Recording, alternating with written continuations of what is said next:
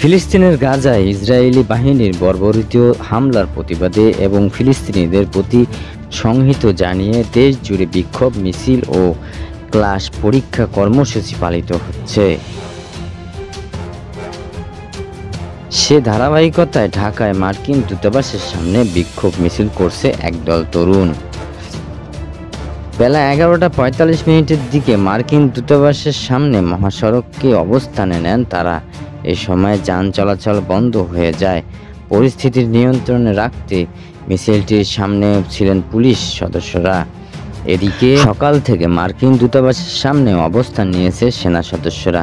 তারা এক প্রকার মানব প্রাচীর তৈরি করে রেখেছেন।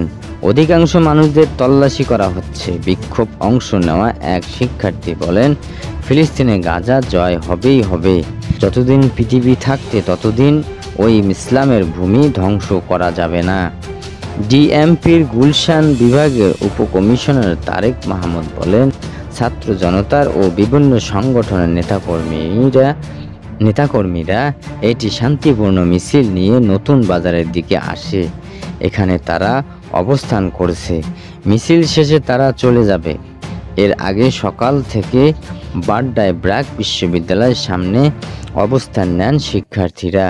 তারা ফ্রি ফ্রি ফিলিস্তিন, ট্রাম্পের দুই গালে জুতা মারো তালে তালে, আমরা কারা তোমরা কারা, ফিলিস্তিন ফিলিস্তিন বলে স্লোগান দিচ্ছেন।